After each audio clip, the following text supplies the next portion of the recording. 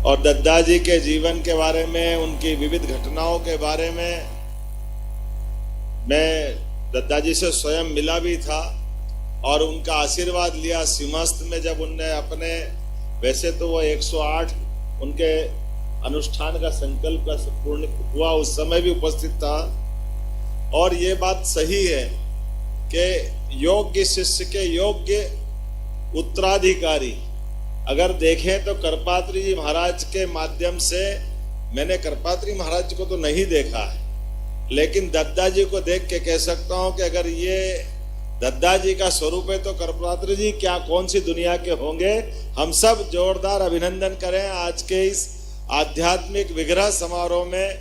ऐसा लग रहा दद्दा जी को मंदिर में देख करके कैसे दद्दा जी हमसे स्वयं बात कर रहे हैं। हमारे यहाँ ये ऋषि परंपरा पुरानी परंपरा है और ऋषि और मुनि कई बार हम अपने जीवन के इन बारीक चीजों को समझने में कभी कभी भूल करते हैं। दद्दा जी पार्थिव शिवलिंग निर्माण जरूर कराते हैं और उनका कराने का जो तरीका था, जो जिस प्रकार से आम समाज को जोड़ करके सत्संग के माध्यम से, भक्ति के माध्यम से सबको संस्कार देना, सबके जीवन के विकार को दूर करके संस्कार के माध्यम से उनका जीवन धन्य करना।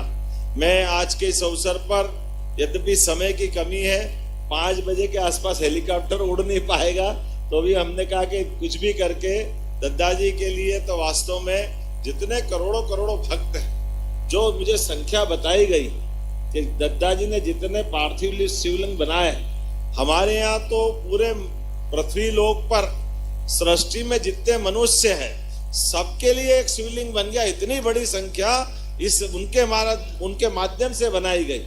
वाकई वो, अगर अपन पूरा संसार के अंदर जनगणना के आधार पर देखें तो दोनों का आंकड़ा एक तरह से बराबर होता है। और सच में शिव निराकार ब्रह्म है, परमात्मा की कृपा है, लेकिन हरिहर मिलन कराते थे दद्दा जी। ये भी अद्भुत संयोग है कि पूरा वृंदावन वहां आ गया, जो रोज शिवलिंग बनाते हैं या बनवाते थे हमारे सबके माध्यम से। मैं महाकाल की नगरी से आता हूँ, बाबा महाकाल की कृपा हम सब पे भी है, लेकिन महाकाल भी तब तक प्रसन्न नहीं होते हैं जब तक हम गोपाल जी के दर्शन नहीं कर लें।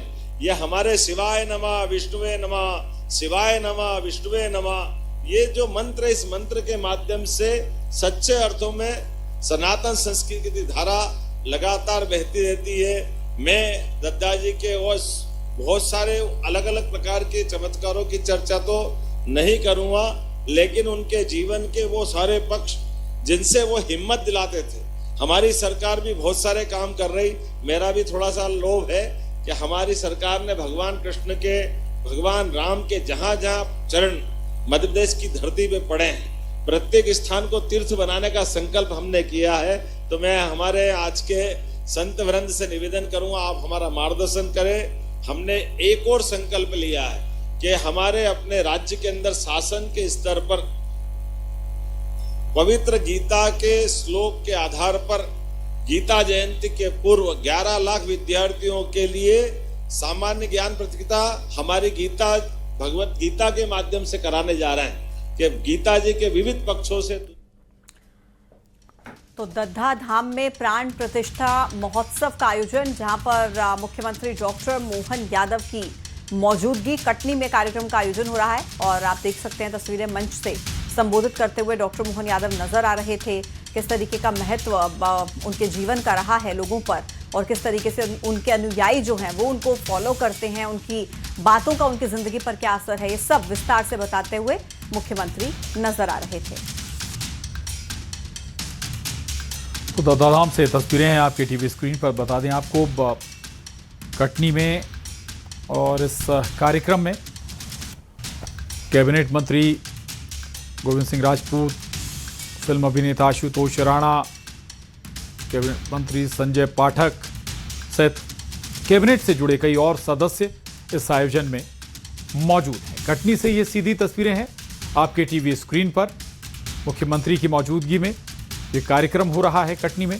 दद्दा धाम में प्राण प्रतिष्ठा का आयोजन है और मुख्यमंत्री डॉक्टर मोहन यादव को सुन रहे थे आप। कई संदर्भों का जिक्र भी किया कृपात्री महाराज का जिक्र करते हुए कई संदर्भ मुख्यमंत्री ने अपने संबोधन में रखे और पूर्व बीजेपी अध्यक्ष वीडी शर्मा सहित बीजेपी के कई बड़े नेता इस आयोजन में मौजूद हैं।